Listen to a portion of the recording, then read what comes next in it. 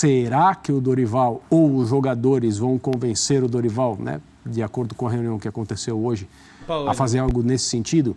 Sem dúvida, a criação de problemas para o adversário aumenta, e esse é um ponto a ser observado. Mas o grande drama do Flamengo ao longo do ano inteiro foi o momento sem a bola. E a escalação desses 3 jogadores não resolve nada em relação a essa situação. Então... E tá chegando a grande final, Flamengo e São Paulo, São Paulo e Flamengo, meu querido. O São Paulo vai improvisar de novo na escalação do Flamengo, mas não é possível isso, essa forma que ele tá treinando esse time. Vamos ver aqui, que aqui tem informação, tem detalhes sobre a escalação do Flamengo para o confronto de amanhã às 16 horas. Tem essa tal reunião aí, né, que foi debatido, né, ninguém sabe, né, a portas fechadas, se um Sampaoli, vamos ver o debate aqui sobre isso também. E várias outras notícias do Flamengo. Você que tá aí, meu querido, dá aquela moral, se inscreva no canal, aciona o sino da notificação, deixa o teu like, porque o teu like ajuda demais no nosso crescimento. Vamos ver todo o debate acerca dessa partida de amanhã entre Flamengo e São Paulo. Sampaoli, faz o simples, meu filho. Não inventa, meu filho. Faz o arroz com feijão certinho, tá? É só isso que o torcedor rubro-negro pede pra você. Não repete o Atlético, não. Mas, ó, parece que tá inventando de novo. Vamos ver aí no programa. Agora, essa, André, dos jogadores se fecharem sem Sampaoli, primeiro que não é uma coisa inédita, né? Porque aconteceu com o próprio Sampaoli na seleção argentina. Mas é uma coisa grave, é uma coisa assim, vamos tomar a rédea aqui porque a coisa tá feia. É isso que te parece? Assim, a gente tem impressões, né? Nem sempre essas reuniões envolvendo só jogadores são um indício de que o técnico perdeu o comando ou que os jogadores estão tomando as coisas, né, internamente para eles e não vão mais obedecer ninguém, essa coisa toda. Nem sempre também elas representam uma falta de autoridade por parte do treinador. Aconteceu, isso é um caso que ficou famoso uns 2 anos, 3 anos atrás, uma reunião desse tipo no Manchester City, liderada pelo capitão Fernandinho, que pediu ao Guardiola para conversar com os jogadores dentro do vestiário sem a presença de ninguém. Uhum. A temporada ia mal, é claro que essas reuniões não acontecem quando as coisas vão bem. Sim. A temporada ia mal e os jogadores achavam que precisavam entregar mais e que precisavam conversar entre eles. Isso, obviamente, não era um distanciamento entre a comissão técnica, né, do City naquele momento e os jogadores. Isso é muito comum nos esportes americanos, né, players only, a mídia americana diz dessa maneira, né, uma reunião apenas para os jogadores. Às vezes é quando se entende que está todo mundo fazendo o seu trabalho, mas os jogadores não estão. E eles precisam se entender, eles precisam lavar uma roupa suja, precisam ter liberdade para dizer algumas coisas na frente uns dos outros e discutir até asperamente, se for necessário, e saírem dessa reunião um grupo melhor, mais forte, mais determinado, mais unido, qualquer que seja a palavra que caiba nesse momento. A minha impressão é que, diante da decisão que vai começar no fim de semana da Copa do Brasil, os jogadores do Flamengo entendem que a coisa está na mão deles, porque o trabalho está fraturado já há algum tempo. E, independentemente daquilo que a atual comissão técnica possa fazer ou possa entender que é o melhor para enfrentar o São Paulo, os jogadores entendem que a questão é com eles. Uhum. E aí, é muito surpreendente o que eu vou dizer, porque quando o Jorge Sampaoli chegou, eu pessoalmente imaginava que as coisas iam andar bastante bem nessa soma de competências entre o elenco que o Flamengo tem e a comissão técnica que tinha acabado de ser contratada. Evidentemente, a coisa deu muito errado. E a minha impressão é que, isso que eu acho, talvez seja surpreendente dizer, o Flamengo, como instituição, está melhor na mão dos jogadores do que na mão dessa comissão técnica. Porque os jogadores não responderão a ela como não vêm respondendo. Porque os jogadores também, né, Nath, estão, como eu posso dizer, numa sinuca. Porque, assim, muito se fala, não, essa geração já ganhou demais, tem poder no clube, e muita gente fala até de uma mudança no elenco para o ano que vem, né? E acho que fala com razão até sobre isso. Isso é mais um sinal de poder desses jogadores? Eu acho muito importante o que o André destacou, Sim. que não quer dizer que o técnico tenha perdido completamente o grupo. Mas na Argentina foi assim, né? Argentina. Depois ficou provado que sim. É que a gente tem um histórico de São Paulo que não o ajuda. A maioria dos trabalhos por onde ele passou, se você for conversar com jogadores, era um ambiente tumultuado. Pela forma enérgica que ele tem de lidar, com a intensidade que ele cobra, com as coisas que ele cobra. É algo... mas o Jesus também era. Mas são características de treinadores que pensam diferente. Então, isso molda um pouco o que é esse ambiente interno. São Paulo não tem isso. Quando a diretoria contrata, ela sabe disso. E ela sabe também que tem jogadores desse patamar. Eu vejo como algo muito positivo, dentro de uma ideia em que os jogadores entendem que essa temporada é horrorosa em desempenho de todos. A exceção de Bruno Henrique e Ayrton Lucas, que são os mais regulares, e o Pulgar, com a chegada do São Paulo, que começa a jogar bem... Bom, são 3 que voltam para a decisão. Né? A exceção desses jogadores...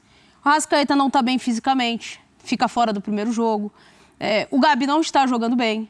Pedro não está rendendo tudo que já pôde render e já rendeu. Everton Ribeiro. Tem uma série de jogadores. O goleiro que começou com o Santos começou a falhar, agora o Matheus Cunha começa também a dar umas vaciladas. Tem uma série de questões no Flamengo que passa muito além do técnico. Passa principalmente pelo desempenho dos jogadores. Depende do Flamengo tomar essa decisão, porque é um time que não tem intensidade. Fosse com o treinador que fosse, já começou a perder na temporada passada pelo desgaste. Então tem muita coisa. Começa num planejamento errado da temporada, né, de você dar um pouquinho mais de férias, você tem muitas competições, 5 títulos perdidos, eliminação da Libertadores e agora a oportunidade, porque o Flamengo tem essa para ir direto para a Libertadores e depois correr atrás no Campeonato Brasileiro. O São Paulo tem essa ânsia por um título que é inédito, né? Para o São Paulo seria espetacular, ainda mais com essa campanha. Se vencer o Flamengo na final, fortíssimo time do Flamengo, tendo superado Palmeiras e Corinthians antes, então vai ser uma conquista espetacular. Claro. Só a Copa do Brasil salva São Paulo e Flamengo, André? Edu, você falou metade dessa questão. Para o São Paulo, essa conquista, se vier, ela é suficientemente importante e empolgante para o torcedor ir para a rua, que é algo que ele não faz há muito tempo. Quando São Paulo conquistou o campeonato estadual, que de acordo com o seu presidente atual, Júlio Casares, tirou o time da fila, eu discordo, São Paulo para mim continua na fila, e se não continuasse na fila, a torcida não se comportaria da maneira como se comporta desde então. É claro que é um título importante, especialmente para as gerações de São Paulinos que nunca tinham visto São Paulo ganhar. Você ganhar um campeonato estadual do rival, nas circunstâncias que foi. E o São Paulo que tem todos os troféus possíveis. Né? Eu não discuto a sensação. O futebol é muito isso. O futebol é muito o que se sente. Isso é indiscutível e precisa ser valorizado. Como título de importância, não tem representatividade para tirar da fila. Hoje, como é o Campeonato Paulista, já há bastante tempo, mas hoje. Então, ganhar a Copa do Brasil é motivo, sim, para uma comemoração histórica. Para o Flamengo, eu faço o raciocínio ao contrário e penso mais naquilo que terá sido perdido para justificar essa mobilização dos jogadores, que aparentemente é no sentido de ganhar a Copa do Brasil. Por quê? Por que eu digo que o Flamengo está melhor na mão dos jogadores do que da atual comissão técnica? Isso não é uma sugestão que os clubes precisam ser assim, entrega tudo na mão. Assim, para o momento e o que o Flamengo tem que fazer, quando existe um compromisso entre os atletas, a coisa é mais sólida do que qualquer tipo de pacto que possa haver entre essa comissão técnica e esses jogadores, porque eles não trabalham juntos mais. Eles apenas estão ali.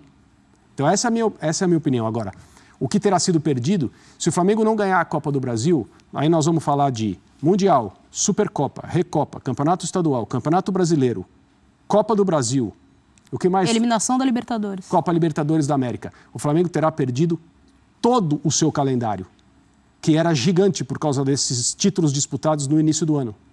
O Flamengo terá perdido absolutamente tudo. Então, isso dá a medida do que representa para um e para outro. Eu tenho curiosidade, quanto salva para o Flamengo? Não, a temporada é boa. Se ganhar só, a gente pode falar só a Copa do Brasil, André. É que o Flamengo é o atual campeão. E a temporada do Flamengo não é traçada para ganhar a Copa do Brasil. É traçada para ganhar também a Copa do Brasil. Quando só resta ela num cenário em que não há mais nada, é complicado. Parece até mesquinho, né? Você então está desprezando... Não, eu estou dizendo que no contexto do Flamengo, do rubro-negro, aquilo que vem sendo feito nos últimos anos e o que não foi feito em 2023 existe essa necessidade de ganhar. Mas é diferente, você percebe, né, de onde um time vem e de onde o outro vem. E vai enfrentar o cara que me demitiu, né? Pois é. Alguém vai ser bicampeão. Ou seguido, né? Ou o Flamengo ou o Dorival. Mas é isso. Isso é provado pelo título da Copa do Brasil atual. Né? Que o Dorival vence a Copa do Brasil, vence a Libertadores, e isso não foi suficiente para ele permanecer. Então, eu tenho essa curiosidade. Se vencer a Copa do Brasil, o quanto vai ser? Não foi uma temporada boa do Flamengo. Não vai ser. Quanto mais baixo você desce, menos exigente você fica, né? Bom, mas tem 2 jogadores que podem fazer a diferença nesta decisão da Copa do Brasil, mas não vem muito bem, não. Quem está devendo mais? Pergunta nossa turma do Data ESPN. Nos últimos 6 jogos, o Gabi fez 1 gol, o Calleri 1 também. Ninguém deu assistência desses 2. O Gabigol deu 10 gols, o Calleri 12. A eficiência foi mais do Calleri, que acertou 7, e o Gabi apenas 3. Conversão de grandes 33% do atacante rubro-negro, 20% do atacante tricolor. Quem está devendo mais, Nath? O Gabi. Eu acho que ele deve mais pelo poder que tem o Flamengo de gerar jogo para ele. E ele também de gerar. O Calleri conseguiu uma boa companhia de um time mais organizado quando chega o Dorival e principalmente quando chega o Lucas, para dar qualidade ali, principalmente pelo meio de campo. E só. Agora, o Flamengo tem mais recurso, o Gabi tem mais oportunidade para gerar o jogo ofensivo dele e conseguir gerar resultado para o Flamengo, como ele já fez em tantas outras temporadas. É uma temporada muito abaixo dele. E o Calleri, ele tem uma função tática para esse jogo do São Paulo, a gente falou até no F360 ontem, que é de carregar o piano.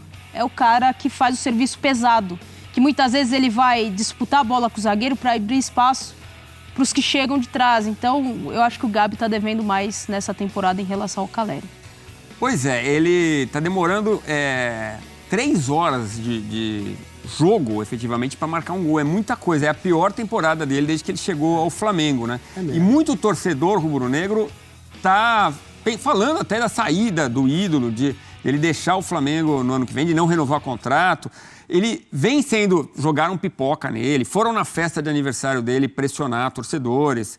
E ele falou, depois da derrota contra o Atlético Paranaense, o próprio Gabi falou sobre isso. Eu acho que é relembrar os momentos bons que a gente teve, momentos que a torcida compareceu, nos empurrou e fez com que a gente fosse campeão também junto com eles. Nós temos grandes jogadores, temos um grande treinador e sua comissão, e temos uma enorme torcida onde a gente realmente, nesse momento que a gente precisa deles, para poder ser campeão mais uma vez. O Gabi chama a torcida, chama o Maracanã, né? Essa relação de amor e ódio, como que fica do Flamengo com o Gabigol? Eu não vejo absolutamente nenhum sentido em alguém cobrar a saída do Gabriel Barbosa do Flamengo ou achar que ele é o responsável por tudo que deu errado nesse ano. Ele, de fato, não está nas suas melhores épocas com a camisa do Flamengo. Os números mostram isso. As atuações dele mostram isso também. E isso é uma questão bem objetiva que precisa ser considerada. A comparação dele, afinal de contas, é com ele próprio. É com o que ele já fez. Ele é um ídolo indiscutível do Flamengo, já num período incomum em termos de duração do que é o normal aqui nessa região do mundo, em se falando de grande time de futebol. Aparece alguém, cai no gosto do torcedor, tem grandes temporadas, dura pouco. O Flamengo mantém o Gabriel, como mantém outros jogadores, porque ele é diferente de praticamente todos os outros na sua capacidade de remunerar os jogadores e de se proteger do assédio de fora, porque aqui na América do Sul o Gabriel não ia querer jogar em nenhum outro lugar. Mas a comparação é dele, a comparação é entre ele e os outros Gabriéis dos anos anteriores. E nessa comparação, o Gabriel de 2023 está fazendo um papel pior. Agora, pelo caráter decisivo que ele tem em momentos importantes, pelo que ele já fez de gol em decisão, pela quantidade de impressões digitais dele em taças que o Flamengo ganhou, você deixaria de escalá-lo? Eu não. Você o tiraria do time? Eu deixaria. Deixaria fora? Eu deixaria. No jogo, eu deixaria. É um jogador que fez gol em 3 decisões de Libertadores, né? Ele cresce em jogo grande, mas aí só Sampaoli ou o grupo do Flamengo vai decidir.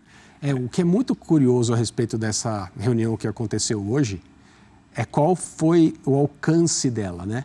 Será que foi para que seja estabelecido um pacto entre jogadores de dar o máximo, de, entre aspas, morrer em campo, etc., para, né, tentar, de todas as formas, conquistar a Copa do Brasil e não deixar uma imagem tão ruim nessa temporada?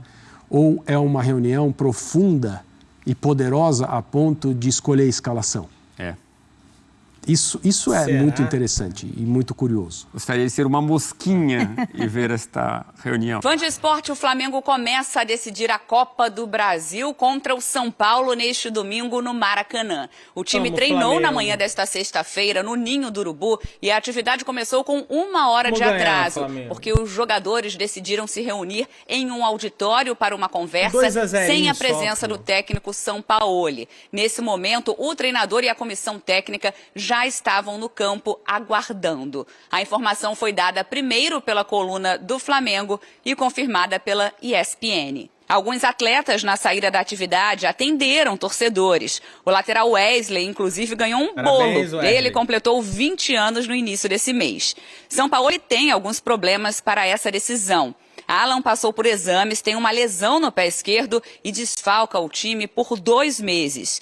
Luiz Araújo e Arrascaeta ainda se recuperam de lesões musculares. Foram a campo nesta sexta-feira, fizeram um trabalho à parte com a fisioterapia, mas dificilmente ficam à disposição para o jogo deste domingo. A boa notícia é que Bruno Henrique, suspenso contra o Atlético Paranaense pelo Campeonato Brasileiro, volta a ficar à disposição.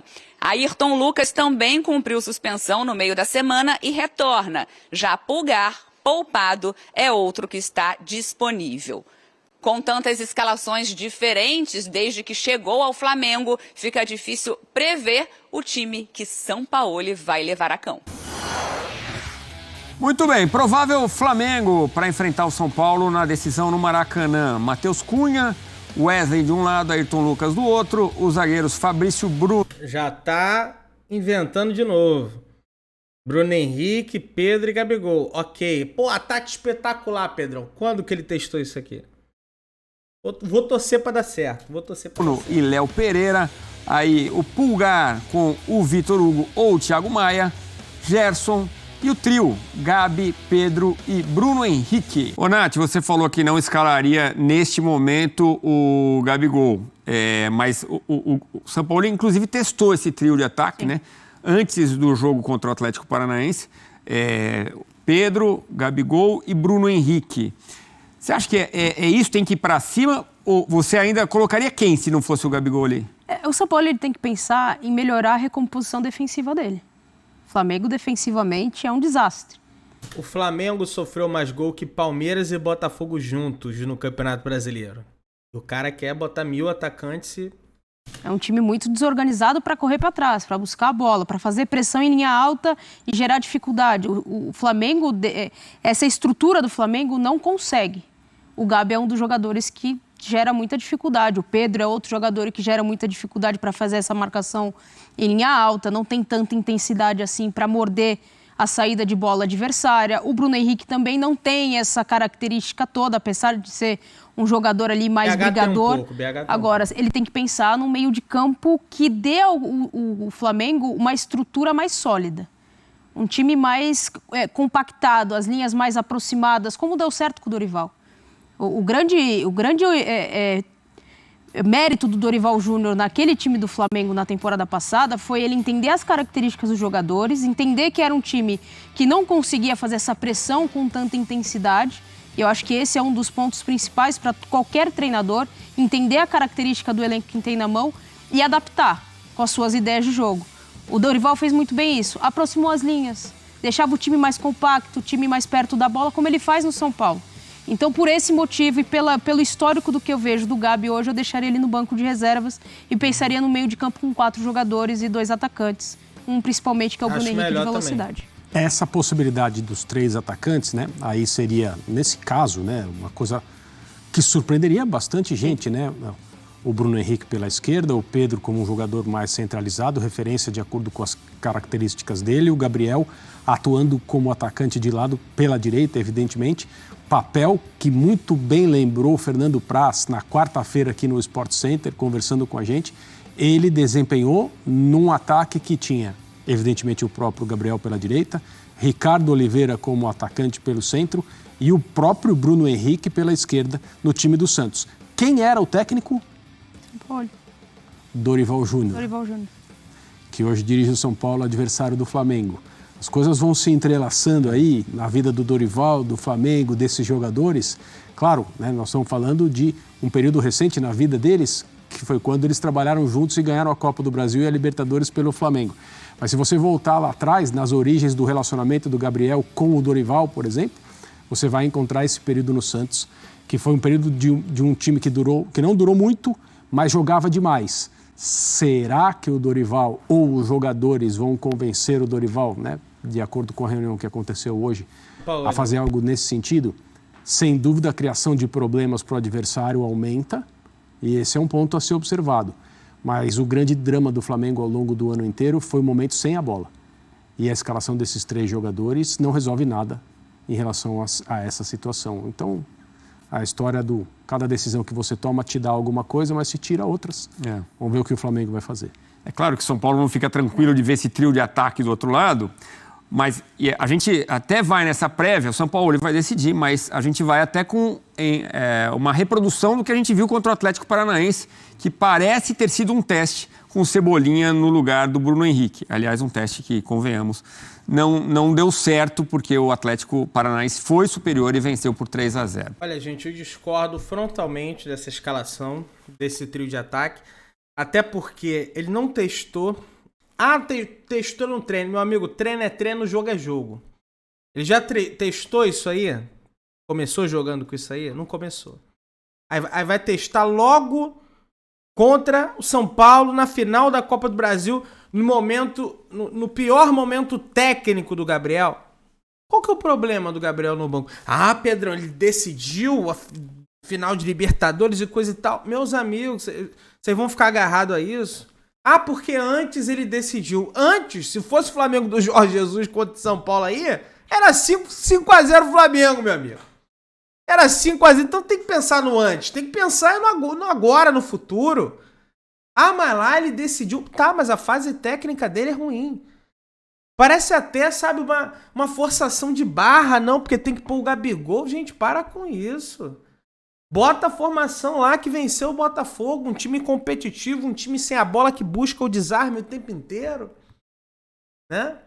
Se de repente não vem o resultado, aí muda durante o jogo, mas começar assim, eu acho arriscado, tá? É porque o São Paulo vai vir no contra-ataque e o Flamengo tem uma das piores defesas do Campeonato Brasileiro. Vamos ver, né? Inscreva no canal, acione o sino da notificação, deixe o seu like, tamo junto, saudações de Rubro Negro.